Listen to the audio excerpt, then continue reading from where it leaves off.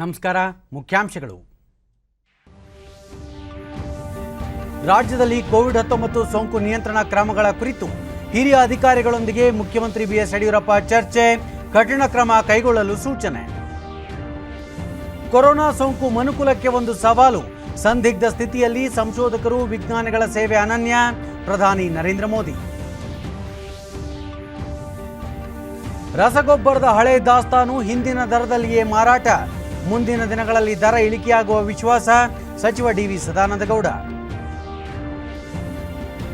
ದೇಶದ ಯಾವುದೇ ಭಾಗದಲ್ಲಿ ಕೊರತೆ ಇಲ್ಲ, ಶೀಘ್ರದಲ್ಲೇ ರಾಜ್ಯಗಳಿಗೆ 2 ಕೋಟಿ ಡೋಸ್ ಪೂರೈಕೆ, ಕೇಂದ್ರ ಆರೋಗ್ಯ ಸಚಿವಾಲಯ. ವಾರ್ತೆಗಳ ವಿವರ.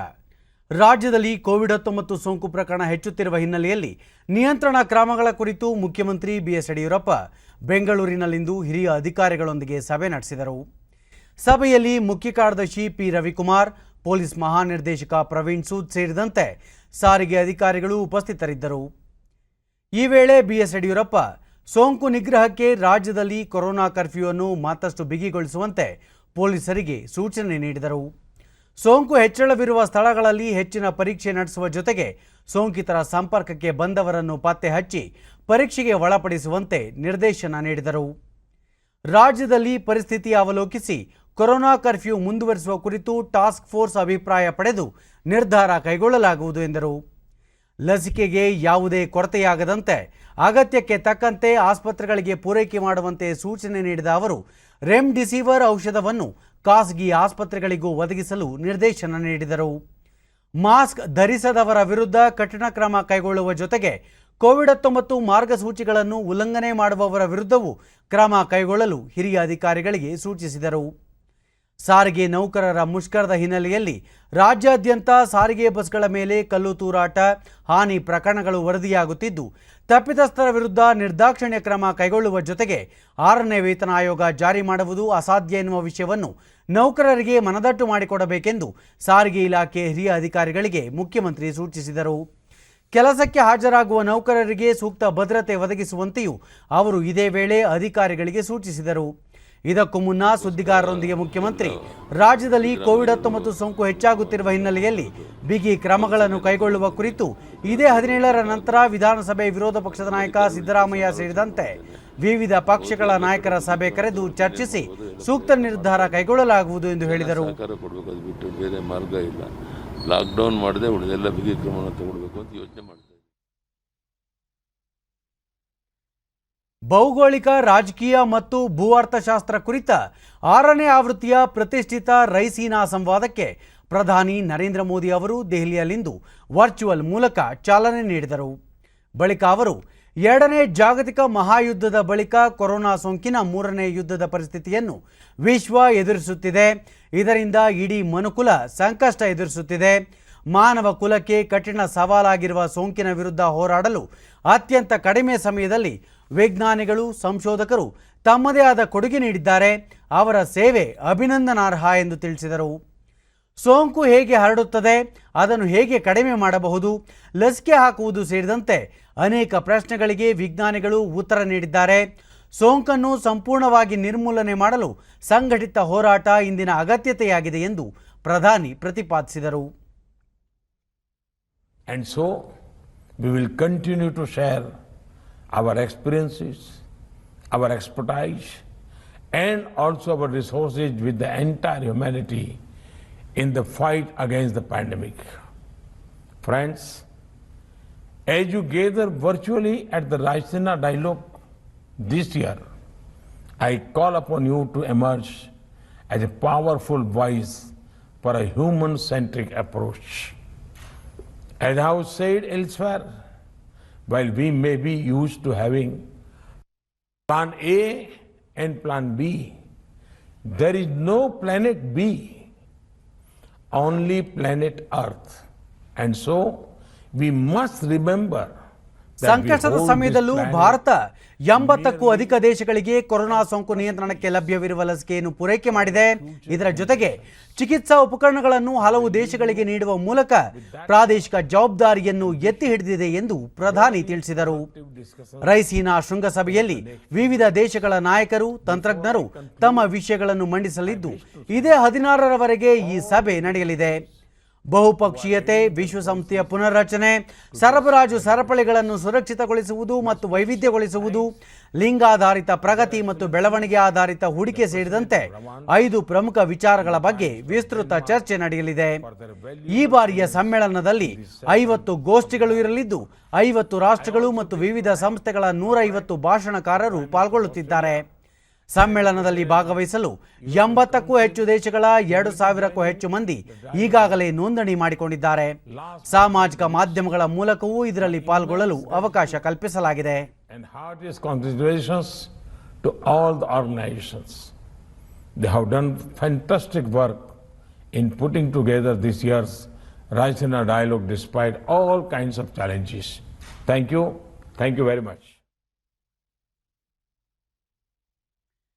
ದೇಶಾದ್ಯಂತ ಲಭ್ಯವಿರುವ ರಸಗೊಬ್ಬರ ದಾಸ್ತಾನನ್ನು ಹಳೆಯ ದರದಲ್ಲಿಯೇ ಮಾರಾಟ ಮಾಡಲು ರಸಗೊಬ್ಬರ ಉತ್ಪಾದಕರು ಸಮ್ಮತಿಸಿದ್ದಾರೆ ಎಂದು ಕೇಂದ್ರ ರಾಸಾಯನಿಕ ಮತ್ತು ರಸಗೊಬ್ಬರ ಖಾತೆ ಸಚಿವ ಡಿ.ವಿ. ಸದಾನಂದಗೌಡ ತಿಳಿಸಿದ್ದಾರೆ. ಸುದ್ದಿಗೋಷ್ಠಿಯಲ್ಲಿ ಅವರು ಇಫ್ಕೋ, ಐಪಿಎಲ್ನಂತಹ ಪ್ರಮುಖ ಕಂಪನಿಗಳು ಹಳೆಯ ದರದಲ್ಲಿಯೇ ದಾಸ್ತಾನು ಪೂರೈಸಲು ಆಯಾ ರಾಜ್ಯದ ಕೃಷಿ ಇಲಾಖೆಗಳಿಗೆ ಪತ್ರ ಬರೆದಿವೆ. ರಸಗೊಬ್ಬರ ತಯಾರಿಕೆಗೆ ಅಗತ್ಯವಿರುವ 90% ಕಚ್ಚಾ ವಸ್ತುಗಳನ್ನು ಆಮದು ಮಾಡಿಕೊಳ್ಳಲಾಗುತ್ತಿದೆ. ಅಂತಾರಾಷ್ಟ್ರೀಯ ಮಾರುಕಟ್ಟೆಯಲ್ಲಿ ಕಚ್ಚಾ ವಸ್ತುಗಳ ಬೆಲೆ ತೀವ್ರ ಹೆಚ್ಚಳವಾಗಿರುವ ಪರಿಣಾಮ ರಸಗೊಬ್ಬರದ ಬೆಲೆಯೂ ಏರಿಕೆ ಕಂಡಿದೆ. ಸದ್ಯಕ್ಕೆ ಪ್ರಸಕ್ತ ದಾಸ್ತಾನನ್ನು ಹಳೆಯ ದರದಲ್ಲಿಯೇ ಮಾರಾಟ ಮಾಡಲು ಸಂಸ್ಥೆಗಳು ಒಪ್ಪಿಕೊಂಡಿವೆ ಎಂದು ತಿಳಿಸಿದರು. ಅಮೆರಿಕ, ಬ್ರೆಜಿಲ್, ಐರೋಪ್ಯ ಒಕ್ಕೂಟಗಳಲ್ಲಿ ಬೇಡಿಕೆ ಕುಸಿದು ಬೆಲೆಯೂ ಇಳಿಕೆಯಾಗಿದೆ.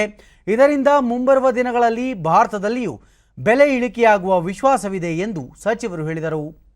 ಮುಂಬರುವ ಹಂಗಾಮಿಗೆ ಅಗತ್ಯವಿರುವ ರಸಗೊಬ್ಬರವನ್ನು ಪೂರೈಸಲು ಅಗತ್ಯ ಕ್ರಮ ಕೈಗೊಳ್ಳಲಾಗಿದ್ದು, ಬೇಡಿಕೆ ಅನುಸಾರ ದಾಸ್ತಾನು ಪೂರೈಸಲು ಪೂರ್ವ ಸಿದ್ಧತೆ ಮಾಡಿಕೊಳ್ಳಲಾಗಿದೆ. ರೈತರಿಗೆ ಆದಷ್ಟು ಕಡಿಮೆ ಬೆಲೆಯಲ್ಲಿ ರಸಗೊಬ್ಬರ ಪೂರೈಸಲು ಪ್ರಧಾನಿ ನರೇಂದ್ರ ಮೋದಿ ನೇತೃತ್ವದ ಸರ್ಕಾರ ಬದ್ಧವಾಗಿದೆ. ರಸಗೊಬ್ಬರ ಸಬ್ಸಿಡಿಗಾಗಿ ಭಾರೀ ಮೊತ್ತವನ್ನು ವ್ಯಯಿಸಲಾಗುತ್ತಿದೆ. 2019-20 ಸಾಲಿನಲ್ಲಿ ರಸಗೊಬ್ಬರ ಸಹಾಯಧನಕ್ಕಾಗಿ 80,467 ಕೋಟಿ ರೂಪಾಯಿ ಮೀಸಲಿಡಲಾಗಿದ್ದು, ಕೊರೋನಾ ಸಂಕಷ್ಟದ ಮಧ್ಯೆಯೂ ಕಳೆದ ವರ್ಷ 1,31,229 ಕೋಟಿಗೂ ಅಧಿಕ ಹಣವನ್ನು ರಸಗೊಬ್ಬರ ಸಬ್ಸಿಡಿಗೆ ತೆಗೆದಿರಿಸಲಾಗಿತ್ತು ಎಂದು ಸಚಿವರು ಮಾಹಿತಿ ನೀಡಿದರು. ಇಂದು ವಸಂತ ಋತುವಿನ ಆರಂಭ. ಚೈತ್ರ ಶುಕ್ಲ ಪಾಡ್ಯದ ದಿನವನ್ನು ಚಾಂದ್ರಮಾನ ಯುಗಾದಿ ಎಂದು ನಾಡಿನೆಲ್ಲೆಡೆ ಆಚರಿಸಲಾಯಿತು. ಪ್ರಕೃತಿಯಲ್ಲಿನ ಬದಲಾವಣೆಯ ಸಂಕೇತವೇ ಯುಗಾದಿಯ ವಿಶೇಷವಾಗಿದೆ. ಪಂಚಾಂಗದ ಪ್ರಕಾರ ಹಿಂದೂಗಳ ಪಾಲಿನ ಹೊಸ ವರ್ಷದ ಆರಂಭದ ದಿನವಾದ ಇಂದು ಹೊಂಗನಸುಗಳಿಗೆ ಶ್ರೀಕಾರದ ಮುದ್ರೆ ಒತ್ತುವ ದಿನವಾಗಿದೆ. ಹೊಸ ಬಟ್ಟೆ ತೊಟ್ಟು ಎಲ್ಲೆಲ್ಲೂ ಸಡಗರದಿಂದ ಸಂಭ್ರಮಿಸುವ ಕ್ಷಣವಾಗಿದೆ.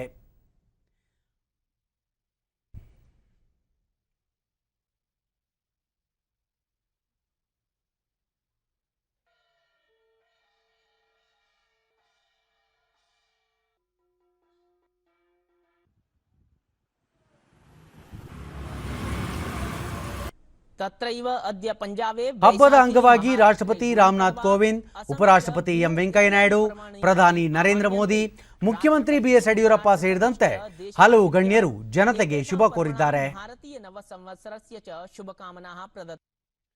ರಾಮನಾಥ್ ಕೋವಿಂದ್ ತಮ್ಮ ಟ್ವೀಟ್ ಸಂದೇಶದಲ್ಲಿ ಯುಗಾದಿ ಹಬ್ಬದ ಈ ಸಂದರ್ಭದಲ್ಲಿ ಕರ್ನಾಟಕದ ನಮ್ಮ ಸಹೋದರ ಸಹೋದರಿಯರಿಗೆ ಹಾಗೂ ವಿಶ್ವದೆಲ್ಲೆಡೆ ಇರುವ ಕನ್ನಡಿಗರಿಗೆ ಶುಭಾಶಯಗಳು ಮತ್ತು ಶುಭ ಹಾರೈಕೆಗಳು.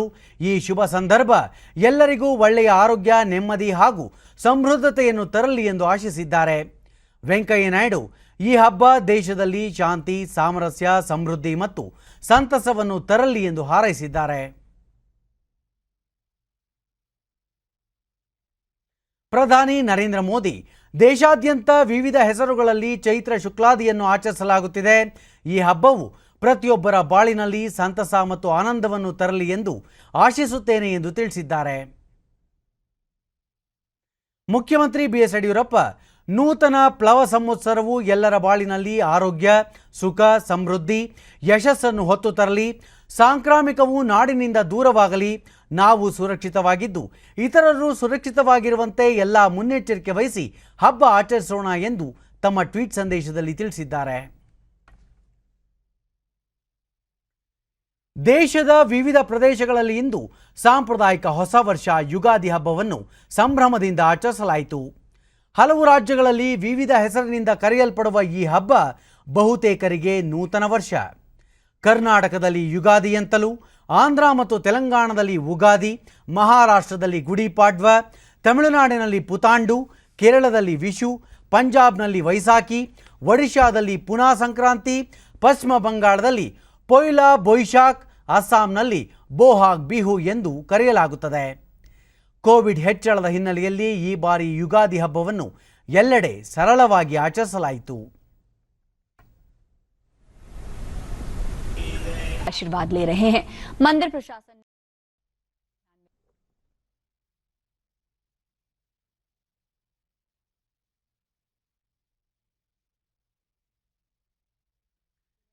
ರಾಜ್ಯದಲ್ಲಿ ಹೊಸದಾಗಿ ಇಂದು 8,778 ಕೋವಿಡ್ ಪ್ರಕರಣಗಳು ದೃಢಪಟ್ಟಿದ್ದು, ಇದರೊಂದಿಗೆ ಒಟ್ಟು ಸೋಂಕು ಪ್ರಕರಣಗಳ ಸಂಖ್ಯೆ 10,83,647ಕ್ಕೆ ಏರಿಕೆಯಾಗಿದೆ.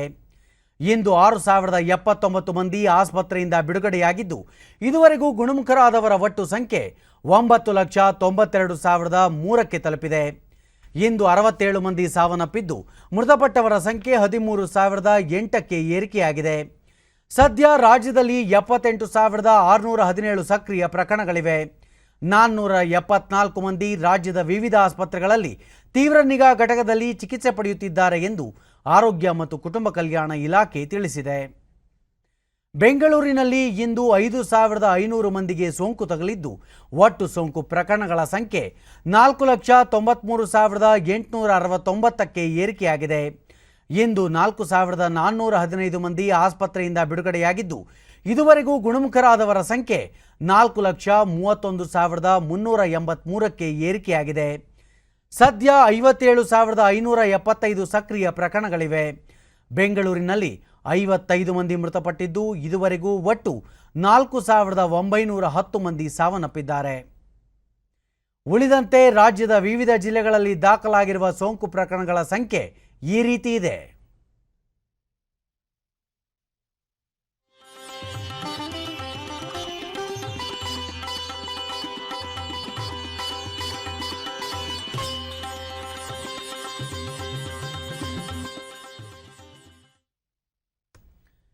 ಮುಸ್ಲಿಂ ಸಮುದಾಯದ ಪವಿತ್ರ ರಂಜಾನ್ ಆಚರಣೆ ನಾಳೆಯಿಂದ ಆರಂಭವಾಗಲಿರುವ ಹಿನ್ನೆಲೆಯಲ್ಲಿ ಕೋವಿಡ್-19 ಮಾರ್ಗಸೂಚಿಗಳನ್ನು ಕಟ್ಟುನಿಟ್ಟಾಗಿ ಪಾಲನೆ ಮಾಡುವಂತೆ ಸರ್ಕಾರ ಮಾರ್ಗಸೂಚಿ ಬಿಡುಗಡೆ ಮಾಡಿದೆ. ಮಸೀದಿಗಳಲ್ಲಿ ಕಡ್ಡಾಯವಾಗಿ ವ್ಯಕ್ತಿಗತ ಅಂತರ ಕಾಪಾಡಿಕೊಳ್ಳುವುದು ಸೇರಿದಂತೆ ಆದಷ್ಟು ಕಡಿಮೆ ಸಂಖ್ಯೆಯಲ್ಲಿ ಪ್ರಾರ್ಥನೆ ಸಲ್ಲಿಸಲು ಸೂಚಿಸಲಾಗಿದೆ. 60 ವರ್ಷ ದಾಟಿದ ನಾಗರಿಕರು, ಮಹಿಳೆಯರು, ಗರ್ಭಿಣಿಯರು ಹಾಗೂ 10 ವರ್ಷದೊಳಗಿನ ಮಕ್ಕಳಿಗೆ ಪ್ರವೇಶ ನಿರ್ಬಂಧಿಸಲಾಗಿದೆ. ಜೊತೆಗೆ ಆರೋಗ್ಯದ ಬಗ್ಗೆ ಎಚ್ಚರಿಕೆ ವಹಿಸುವಂತೆ ಅಲ್ಪಸಂಖ್ಯಾತ ಕಲ್ಯಾಣ ಇಲಾಖೆಯ ಕಾರ್ಯದರ್ಶಿ ಕ್ಯಾಪ್ಟನ್ ಪಿ ಮಣಿವಣ್ಣನ್ ಅವರು ಆದೇಶದಲ್ಲಿ ತಿಳಿಸಿದ್ದಾರೆ. ಮಸೀದಿಗಳಲ್ಲಿ ಪ್ರಾರ್ಥನೆ ಸಲ್ಲಿಸುವ ಸಮಯದಲ್ಲಿ ಕಡ್ಡಾಯವಾಗಿ ಮಾಸ್ಕ್ ಧರಿಸಬೇಕು, 6 ಮೀಟರ್ ಅಂತರ ಕಾಪಾಡಿಕೊಳ್ಳಬೇಕು, ಗುಂಪು ಸೇರುವುದನ್ನು ನಿಯಂತ್ರಿಸಬೇಕು, ಮಸೀದಿಗೆ ಬರುವವರ ಥರ್ಮಲ್ ಸ್ಕ್ಯಾನಿಂಗ್ ಹಾಗೂ ಸ್ಯಾನಿಟೈಸರ್ ಹಾಕಲು ಸ್ವಯಂ ಸೇವಕರನ್ನು ನಿಯೋಜಿಸುವುದು ಸೇರಿದಂತೆ 23 ನಿಯಮಗಳನ್ನು ಪಾಲಿಸುವಂತೆ ಸೂಚಿಸಲಾಗಿದೆ. ಈ ಮಧ್ಯೆ ಕಂಟೈನ್ಮೆಂಟ್ ವಲಯದಲ್ಲಿನ ಮಸೀದಿಗಳಲ್ಲಿ ರಂಜಾನ್ ಮಾಸಾಚರಣೆಗೆ ತಡೆ ನೀಡಲಾಗಿದೆ.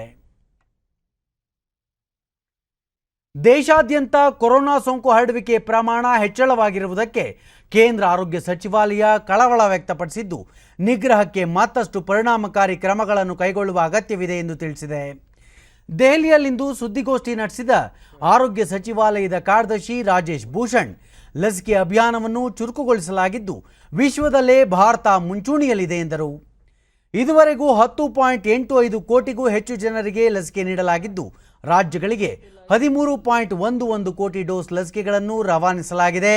1.67 ಕೋಟಿ ಡೋಸ್ ಲಸಿಕೆ ರಾಜ್ಯಗಳಲ್ಲಿ ದಾಸ್ತಾನಿದ್ದು, 2 ಕೋಟಿಗೂ ಅಧಿಕ ಡೋಸ್ ಇನ್ನೆರಡು ದಿನಗಳಲ್ಲಿ ರಾಜ್ಯಗಳಿಗೆ ತಲುಪಲಿವೆ. ದೇಶದ ಯಾವುದೇ ಭಾಗದಲ್ಲೂ ಲಸಿಕೆಗಳ ಕೊರತೆ ಉಂಟಾಗಿಲ್ಲ. ಲಸಿಕೆ ವ್ಯರ್ಥವಾಗದಂತೆ ನೋಡಿಕೊಳ್ಳಬೇಕು ಎಂದು ಇದೇ ವೇಳೆ ರಾಜ್ಯಗಳಿಗೆ ಅವರು ಸೂಚನೆ ನೀಡಿದರು. इस माह में यानी अभी से लेकर अप्रैल माह के जो सप्लाई राज्य सरकारों को और संघ शासित क्षेत्रों को प्राप्त होगी वो 2,01,22,960 डोजेस की है. तो इससे ये स्पष्ट होता है कि समस्या बेहतर प्लानिंग की है, समस्या डोजेस के अभाव की नहीं. बहुत मेहनत के ಕೊರೋನಾ साथ ನಿಯಂತ್ರಣ इस ಕ್ರಮಗಳ वैक्सीन ಕುರಿತಂತೆ के ಇಂದು ಸುದ್ದಿಗೋಷ್ಠಿಯಲ್ಲಿ systematic ಮಾತನಾಡಿದ study करते ಕೇಂದ್ರ ನೀತಿ ಆಯೋಗದ ಸದಸ್ಯ ಡಾಕ್ಟರ್ ವಿಕೆ ಪೌಲ್, ಆರೋಗ್ಯ ಇಲಾಖೆ ವತಿಯಿಂದ ಪರೀಕ್ಷೆ ಹೆಚ್ಚಳ ಮಾಡಿದ್ದು ಲಸಿಕೆ ಅಭಿಯಾನವನ್ನು ಚುರುಕುಗೊಳಿಸಲಾಗಿದೆ. ಇದರ ಜೊತೆಗೆ ಜನರು ಸೋಂಕು ಹರಡದಂತೆ ಎಚ್ಚರಿಕೆ ವಹಿಸಬೇಕಿದೆ ಎಂದರು. ಲಸಿಕೆ ಉತ್ಸವದ ಮೂಲಕ ಕಳೆದ 2 ದಿನಗಳಿಂದ 45 ವರ್ಷ ಮೇಲ್ಪಟ್ಟವರಿಗೆ ಲಸಿಕೆ ಹಾಕುವ ಕಾರ್ಯ ಚುರುಕುಗೊಳಿಸಲಾಗಿದೆ. ನಿನ್ನೆ 40 ಲಕ್ಷಕ್ಕೂ ಅಧಿಕ ಮಂದಿಗೆ ಲಸಿಕೆ ನೀಡಲಾಗಿದೆ ಎಂದು ಹೇಳಿದರು. ಕೊರೋನಾ ರೋಗಿಗಳಿಗೆ ನೀಡುವ ರೆಮ್ಡೆಸಿವಿರ್ ಚುಚ್ಚುಮದ್ದು ಕೊರತೆ ಕುರಿತು ಮಾತನಾಡಿದ ಅವರು, ಆಸ್ಪತ್ರೆಗೆ ದಾಖಲಾಗಿ ಆಕ್ಸಿಜನ್ ತೆಗೆದುಕೊಳ್ಳುವವರಿಗೆ ಮಾತ್ರ ರೆಮ್ಡೆಸಿವಿರ್ ಚುಚ್ಚುಮದ್ದುವಿನ ಅಗತ್ಯವಿದೆ. ಇತರೆ ಕೊರೋನಾ ರೋಗಿಗಳಿಗೆ ಇದರ ಅವಶ್ಯಕತೆ ಇಲ್ಲ. ಇದರ ಪ್ರಾಮುಖ್ಯತೆಯನ್ನು ಅರಿತು ವಿವೇಚನೆಯಿಂದ ಈ ಚುಚ್ಚುಮದ್ದು ಬಳಕೆ ಮಾಡಲು ವೈದ್ಯರು ಮುಂದಾಗಬೇಕು ಎಂದರು. ಸೋಂಕು ನಿಯಂತ್ರಣಕ್ಕೆ ಮಾಸ್ಕ್ ಧರಿಸುವುದು, ವ್ಯಕ್ತಿಗತ ಅಂತರ ಕಾಪಾಡುವುದನ್ನು ಕಟ್ಟುನಿಟ್ಟಾಗಿ ಪಾಲಿಸುವುದರ ಜೊತೆಗೆ ರೋಗ ನಿರೋಧಕ ಶಕ್ತಿ ಹೆಚ್ಚಿಸುವ ಆಯುರ್ವೇದ ಔಷಧಗಳನ್ನು ತೆಗೆದುಕೊಳ್ಳಬೇಕು ಎಂದು ಅವರು ಸಲಹೆ ನೀಡಿದರು. डेवलपमेंट एक बहुत सिग्निफिकेंट डेवलपमेंट है. इसके साथ ही आज अभी आपने प्रेस रिलीज देखी है, बहुत ज़्यादा मैं एक्सप्लेन अभी नहीं करूंगा, ज़रूरत होगी तो कर देंगे, लेकिन उसके आधार पर एक बहुत सिग्निफिकेंट रेगुलेटरी बदलाव आया है. बाहर के जो विदेश में बने हुए वैक्सीन हैं, अगर उनको यूएस के रेगुलेटर ने, यूके के रेगुलेटर ने, ईयू के रेगुलेटर ने और जापान के रेगुलेटर ने अप्रूव किया है या डब्ल्यूएचओ की इमरजेंसी यूज ऑथराइजेशन लिस्ट में इंक्लूड हो गया है, देन दैट और those vaccines are approved for use in India. Corona ನಿಯಂತ್ರಣಕ್ಕೆ ಸಂಬಂಧಿಸಿದಂತೆ ಲಸಿಕಾ ಸಾಮರ್ಥ್ಯ ಹೆಚ್ಚಿಸುವ ಸಲುವಾಗಿ ವಿದೇಶಿ ಲಸಿಕೆಗಳನ್ನು ಬಳಸಿಕೊಳ್ಳಲು ಕೇಂದ್ರ ಸರ್ಕಾರ ಅನುಮೋದನೆ ನೀಡಿದೆ. ಕೊರೋನಾ ಲಸಿಕೆಗಳ ಸಂಗ್ರಹ ಹೆಚ್ಚಿಸಲು ವಿದೇಶಿ ಲಸಿಕೆಗಳ ಬಳಕೆಗೆ ಸಂಬಂಧಿಸಿದಂತೆ ನೀತಿ ಆಯೋಗದ ಸದಸ್ಯ ಡಾಕ್ಟರ್ ವಿಕೆ ಪೌಲ್ ಅಧ್ಯಕ್ಷತೆಯಲ್ಲಿ ನಡೆದ ಲಸಿಕೆ ಕುರಿತ ತಜ್ಞರ ಸಮಿತಿ ಸಭೆ ಕೊರೋನಾ ನಿಯಂತ್ರಣಕ್ಕೆ ವಿದೇಶಿ ಲಸಿಕೆ ಬಳಸುವ ಕುರಿತಂತೆ ಕೇಂದ್ರ ಸರ್ಕಾರಕ್ಕೆ ಶಿಫಾರಸು ಮಾಡಿತ್ತು. ಈ ಶಿಫಾರಸನ್ನು ಪರಾಮರ್ಶಿಸಿದ ಬಳಿಕ ಕೇಂದ್ರ ಸರ್ಕಾರ ಅನುಮತಿ ನೀಡಿದೆ. ವಿಶ್ವ ಆರೋಗ್ಯ ಸಂಸ್ಥೆಯ ತುರ್ತು ಬಳಕೆ ಪಟ್ಟಿಯಲ್ಲಿರುವ ವಿದೇಶಗಳಲ್ಲಿ ಉತ್ಪಾದನೆಯಾಗುವ ಕೊರೋನಾ ಲಸಿಕೆಗಳನ್ನು ದೇಶದಲ್ಲಿ ಬಳಕೆ ಮಾಡಲು ಅವಕಾಶ ನೀಡಬೇಕು. ಲಸಿಕೆಯ ಸುರಕ್ಷತೆಯನ್ನು ದೃಢಪಡಿಸಿಕೊಳ್ಳುವ ಸಲುವಾಗಿ ವಿದೇಶಿ ಲಸಿಕೆ ಪಡೆದ ಮೊದಲ 100 ಫಲಾನುಭವಿಗಳ ಮೇಲೆ 7 ದಿನಗಳ ಕಾಲ ನಿಗಾ ಇಡಬೇಕು ಎಂದು ತಜ್ಞರ ಸಮಿತಿ ಕೇಂದ್ರಕ್ಕೆ ಶಿಫಾರಸು ಮಾಡಿತ್ತು. ಈ ಶಿಫಾರಸಿಗೆ ಕೇಂದ್ರ ಸರ್ಕಾರ ಅನುಮೋದನೆ ನೀಡಿರುವುದರಿಂದ ಪ್ರಸ್ತುತ ದೇಶದಲ್ಲಿರುವ ಕೋವ್ಯಾಕ್ಸಿನ್ ಮತ್ತು ಕೋವಿಶೀಲ್ಡ್ ಜೊತೆಗೆ ವಿದೇಶಿ ಲಸಿಕೆಗಳು ಕೂಡ ದೇಶಕ್ಕೆ ಪ್ರವೇಶಿಸಲು ಅನುಕೂಲವಾಗಲಿದೆ. ಅಲ್ಲದೆ ಜನರಿಗೆ ಲಸಿಕೆ ಇನ್ನಷ್ಟು ಸುಲಭದಲ್ಲಿ ಲಭ್ಯವಾಗಲಿದೆ.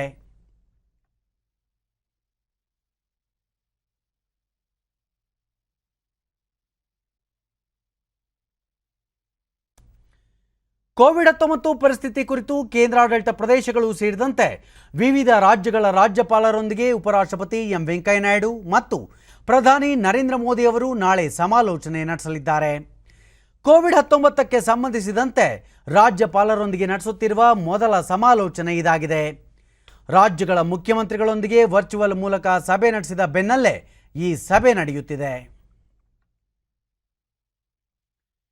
ಇದೇ 11ರಿಂದ 14ರವರೆಗೂ ಪ್ರಧಾನಿ ನರೇಂದ್ರ ಮೋದಿ ಅವರು ಕರೆ ನೀಡಿರುವ ಲಸಿಕಾ ಉತ್ಸವಕ್ಕೆ ವ್ಯಾಪಕ ಬೆಂಬಲ ವ್ಯಕ್ತವಾಗಿದೆ. ವಿಶೇಷ ಲಸಿಕಾ ಅಭಿಯಾನದ 2ನೇ ದಿನವಾದ ನಿನ್ನೆ ರಾಷ್ಟ್ರವ್ಯಾಪಿ 40 ಲಕ್ಷ ಮಂದಿಗೆ ಲಸಿಕೆ ನೀಡಲಾಗಿದೆ. ಹಾಗೆಯೇ ಲಸಿಕೆ ಪಡೆಯಲು ಹೆಸರು ನೋಂದಾಯಿಸಿಕೊಂಡವರ ಸಂಖ್ಯೆಯೂ ಹೆಚ್ಚಳವಾಗಿದೆ. ದೇಶದಲ್ಲಿ ಕೋವಿಡ್ ಲಸಿಕಾ ಕೇಂದ್ರಗಳ ಸಂಖ್ಯೆಯನ್ನು ಸುಮಾರು 45,000ದಿಂದ 71,000ಕ್ಕೆ ಹೆಚ್ಚಿಸಲಾಗಿದೆ. ನಿನ್ನೆ ಒಂದೇ ದಿನ 26,000ಕ್ಕೂ ಹೆಚ್ಚು ಲಸಿಕಾ ಕೇಂದ್ರಗಳಲ್ಲಿ ಲಸಿಕೆ ನೀಡಲಾಗಿದೆ.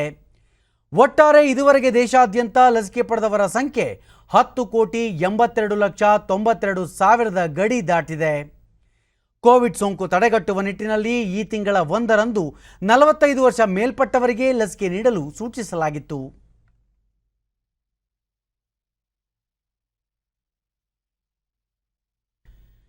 ಹುಬ್ಬಳ್ಳಿಯ ದೇಶಪಾಂಡೆ ಬಡಾವಣೆಯ ಗುರುದ್ವಾರ ಮಂಡಳಿ ವತಿಯಿಂದ 45 ವರ್ಷ ಮೇಲ್ಪಟ್ಟವರಿಗೆ ಕೋವಿಡ್-19 ಲಸಿಕೆ ಅಭಿಯಾನ ಹಮ್ಮಿಕೊಳ್ಳಲಾಗಿದೆ. ಚುಚ್ಚುಮದ್ದು ಅಭಿಯಾನದಲ್ಲಿ ಹಲವು ಅರ್ಹ ನಾಗರಿಕರು ಕೋವಿಡ್-19 ಲಸಿಕೆ ಪಡೆದುಕೊಂಡರು.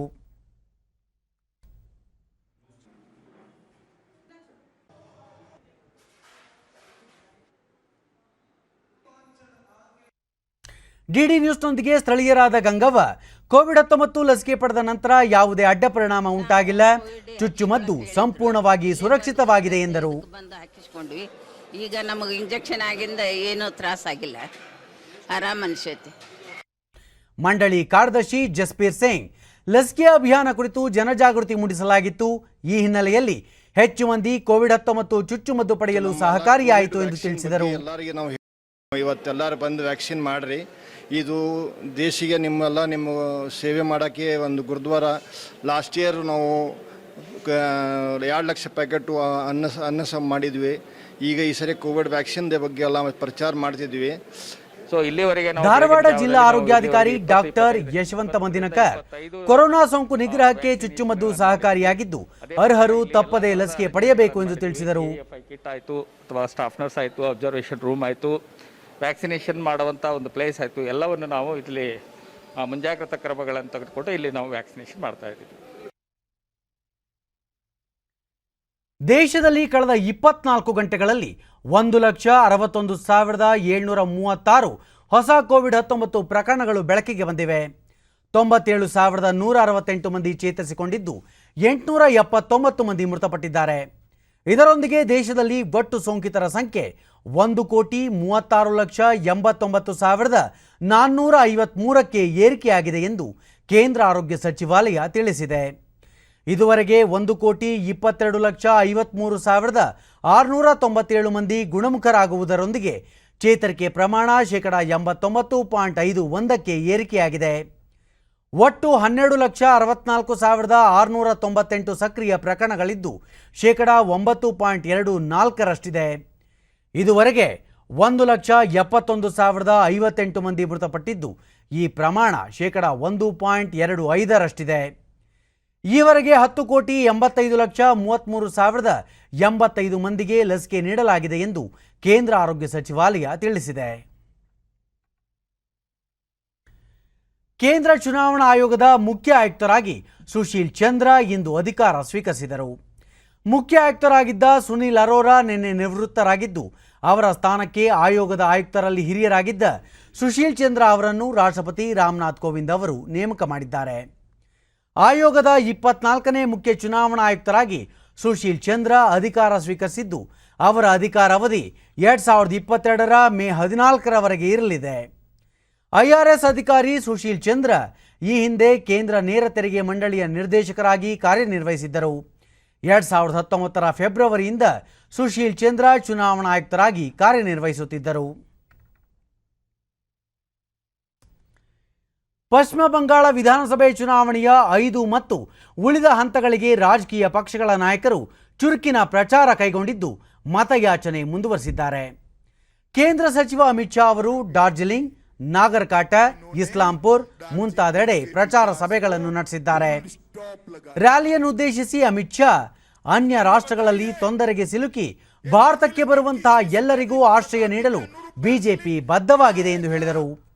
ಪಕ್ಷ ಅಧಿಕಾರಕ್ಕೆ ಬಂದರೆ ಸಿಲಿಗುರಿ ಕೋಲ್ಕತ್ತಾ ನಡುವೆ ಎಕ್ಸ್ಪ್ರೆಸ್ ಹೈವೇ ನಿರ್ಮಿಸಲು ಸರ್ಕಾರ ಸಿದ್ಧವಿದೆ ಎಂದು ತಿಳಿಸಿದರು. दार्जिलिंग को सिर्फ आराम करने की जगह के रूप में ट्रीट किया, किसी ने दार्जिलिंग का विकास नहीं किया. मैं आज आपको कहने आया हूं, भारतीय जनता पार्टी और इसके सहयोगी दल के सारे नेता यहां बैठे हैं. एक बार आप मोदी जी को मैंडेट दे दीजिए, 5 साल में दार्जिलिंग की सभी समस्याओं का समाधान नरेंद्र मोदी जी निकाल कर।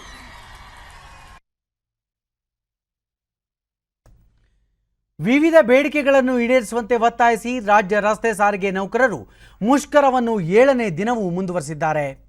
ಈ ನಡುವೆ ಸಾರ್ವಜನಿಕರ ಅನುಕೂಲಕ್ಕಾಗಿ ಇಂದು 4 ವಿಭಾಗಗಳಿಂದ 2840 ಬಸ್ಗಳ ಸಂಚಾರ ಆರಂಭವಾಗಿದೆ ಎಂದು ರಾಜ್ಯ ರಸ್ತೆ ಸಾರಿಗೆ ಸಂಸ್ಥೆ ತಿಳಿಸಿದೆ.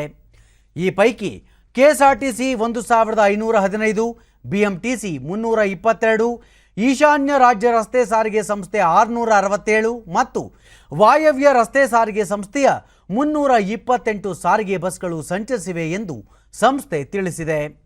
ಈ ನಡುವೆ ಪ್ರಯಾಣಿಕರಿಗೆ ಅನಾನುಕೂಲವಾಗದಂತೆ ಸರ್ಕಾರ ಖಾಸಗಿ ಬಸ್ಗಳ ಸೇವೆಯನ್ನು ಬಳಸಿಕೊಂಡಿದೆ. ಮಂಗಳೂರಿನ ಕಡಲ ತೀರದಲ್ಲಿ ಮೀನುಗಾರಿಕೆ ನಡೆಸುತ್ತಿದ್ದ ದೋಣಿ ದುರಂತಕ್ಕೀಡಾಗಿ 12 ಸಿಬ್ಬಂದಿ ಕಣ್ಮರೆಯಾಗಿದ್ದು ಅವರಿಗಾಗಿ ಶೋಧ ಮುಂದುವರೆದಿದೆ. ಕೇರಳದಿಂದ ಮೀನುಗಾರಿಕೆ ನಡೆಸುತ್ತಾ ಬಂದ ಮೀನುಗಾರಿಕಾ ದೋಣಿ ಮಂಗಳೂರು ಸಮೀಪ ದುರಂತಕ್ಕೀಡಾಗಿದೆ. ನವಮಂಗಳೂರು ಬಂದರಿನಿಂದ 43 ನಾಟಿಕಲ್ ಮೈಲು ದೂರದಲ್ಲಿ ಈ ದುರ್ಘಟನೆ ಸಂಭವಿಸಿದ್ದು ದೋಣಿಯಲ್ಲಿ 14 ಜನರು ಇದ್ದರೆಂದು ಭಾರತೀಯ ಕರಾವಳಿ ಕಾವಲು ಪಡೆ ತಿಳಿಸಿದೆ. ರಕ್ಷಣಾ ಕಾರ್ಯ ಚುರುಕುಗೊಂಡಿದ್ದು 14 ಜನರಲ್ಲಿ 2 ಪತ್ತೆ ಹಚ್ಚಲಾಗಿದ್ದು ಉಳಿದವರಿಗಾಗಿ ಶೋಧ ಕಾರ್ಯ ನಡೆಯುತ್ತಿದೆ. ರಕ್ಷಣೆಗಾಗಿ 3 ಹಡಗುಗಳು ಹಾಗೂ ಏರ್ಕ್ರಾಫ್ಟ್ಗಳನ್ನು ನಿಯೋಜನೆ ಮಾಡಲಾಗಿದೆ ಎಂದು ಟ್ವೀಟ್ನಲ್ಲಿ ರಕ್ಷಣಾ ಪಡೆ ತಿಳಿಸಿದೆ.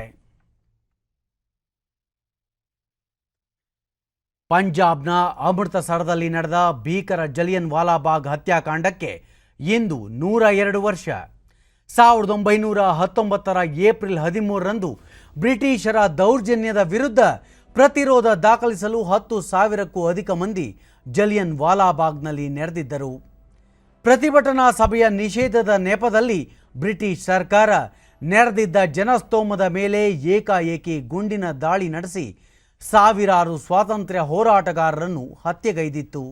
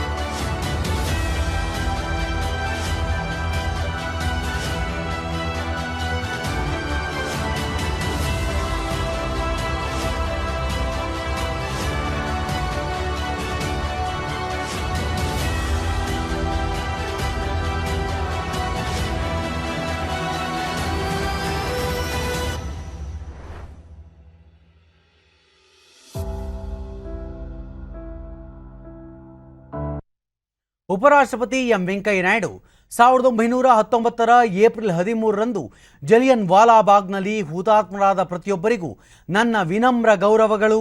ಹಲವು ವರ್ಷ ಕಳೆದರೂ ಹತ್ಯಾಕಾಂಡ ಉಂಟು ಮಾಡಿದ ನೋವು ಪ್ರತಿಯೊಬ್ಬ ಭಾರತೀಯನ ಹೃದಯದಲ್ಲಿ ಉಳಿದುಕೊಂಡಿದೆ ಎಂದು ಟ್ವೀಟ್ ಮಾಡಿದ್ದಾರೆ.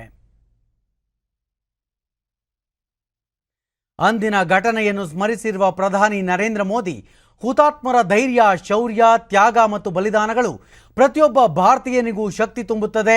ಹತ್ಯಾಕಾಂಡದಲ್ಲಿ ಹುತಾತ್ಮರಾದ ಪ್ರತಿಯೊಬ್ಬರಿಗೂ ಗೌರವಪೂರ್ಣ ಶ್ರದ್ಧಾಂಜಲಿ ಎಂದು ಟ್ವೀಟ್ ಮಾಡಿದ್ದಾರೆ. ಕೊನೆಯಲ್ಲಿ ಮತ್ತೊಮ್ಮೆ ಮುಖ್ಯಾಂಶಗಳು. ರಾಜ್ಯದಲ್ಲಿ ಕೋವಿಡ್-19 ಸೋಂಕು ನಿಯಂತ್ರಣ ಕ್ರಮಗಳ ಕುರಿತು ಹಿರಿಯ ಅಧಿಕಾರಿಗಳೊಂದಿಗೆ ಮುಖ್ಯಮಂತ್ರಿ ಬಿಎಸ್ ಯಡಿಯೂರಪ್ಪ ಚರ್ಚೆ, ಕಠಿಣ ಕ್ರಮ ಕೈಗೊಳ್ಳಲು ಸೂಚನೆ. ಕೊರೋನಾ ಸೋಂಕು ಮನುಕುಲಕ್ಕೆ ಒಂದು ಸವಾಲು, ಸಂದಿಗ್ಧ ಸ್ಥಿತಿಯಲ್ಲಿ ಸಂಶೋಧಕರು ವಿಜ್ಞಾನಿಗಳ ಸೇವೆ ಅನನ್ಯ, ಪ್ರಧಾನಿ ನರೇಂದ್ರ ಮೋದಿ. ರಸಗೊಬ್ಬರದ ಹಳೆ ದಾಸ್ತಾನು ಹಿಂದಿನ ದರದಲ್ಲಿಯೇ ಮಾರಾಟ, ಮುಂದಿನ ದಿನಗಳಲ್ಲಿ ದರ ಇಳಿಕೆಯಾಗುವ ವಿಶ್ವಾಸ ಸಚಿವ ಡಿ.ವಿ. ಸದಾನಂದಗೌಡ. ದೇಶದ ಯಾವುದೇ ಭಾಗದಲ್ಲಿ ಕೊರೋನಾ ಲಸಿಕೆ ಕೊರತೆ ಇಲ್ಲ, ಶೀಘ್ರದಲ್ಲೇ ರಾಜ್ಯಗಳಿಗೆ 2 ಕೋಟಿ ಡೋಸ್ ಪೂರೈಕೆ, ಕೇಂದ್ರ ಆರೋಗ್ಯ ಸಚಿವಾಲಯ. ನಮ್ಮ ವಾರ್ತಾ ಪ್ರಸಾರವನ್ನು ನೀವು ಡಿಡಿ ಚಂದನ ನ್ಯೂಸ್ ಯೂಟ್ಯೂಬ್ ಚಾನೆಲ್ನಲ್ಲೂ ವೀಕ್ಷಿಸಬಹುದು. ವೀಕ್ಷಕರೇ, ನಾನು ಈಗ ಸ್ಟುಡಿಯೋದಿಂದ ತೆರಳುತ್ತಿರುವ ಕಾರಣ ಮಾಸ್ಕ್ ಧರಿಸುತ್ತಿದ್ದೇನೆ. ನೀವು ಸಹ ಮನೆಯಿಂದ ಹೊರ ಹೋಗುವ ಮುನ್ನ ಸರಿಯಾದ ಕ್ರಮದಲ್ಲಿ ತಪ್ಪದೆ ಮಾಸ್ಕ್ ಧರಿಸಿ. ವ್ಯಕ್ತಿಗತ ಅಂತರ ಕಾಪಾಡಿಕೊಳ್ಳುವುದರೊಂದಿಗೆ ನೀವು ಸುರಕ್ಷಿತವಾಗಿರಿ, ನಿಮ್ಮವರನ್ನು ಸುರಕ್ಷಿತವಾಗಿರಿಸಿ. ನೈರ್ಮಲ್ಯಕ್ಕೆ ಆದ್ಯತೆ ನೀಡುವುದರ ಜೊತೆಗೆ ಸೋಂಕು ತಡೆಗೆ 45 ವರ್ಷ ಮೇಲ್ಪಟ್ಟ ಎಲ್ಲರೂ ಕೋವಿಡ್-19 ಲಸಿಕೆ ಪಡೆಯಿರಿ. ಇಲ್ಲಿಗೆ ಇಂದಿನ ವಾರ್ತಾ ಪ್ರಸಾರ ಮುಕ್ತಾಯವಾಯಿತು. ಸತ್ಯ, ಸಮರ್ಥ, ಸಂಪೂರ್ಣ ಸುದ್ದಿಗಾಗಿ ವೀಕ್ಷಿಸಿ ಚಂದನ ವಾರ್ತೆ. ನಮ್ಮ ಮುಂದಿನ ವಾರ್ತಾ ಪ್ರಸಾರ ನಾಳೆ ಬೆಳಗ್ಗೆ 7:30ಕ್ಕೆ. ನಮಸ್ಕಾರ.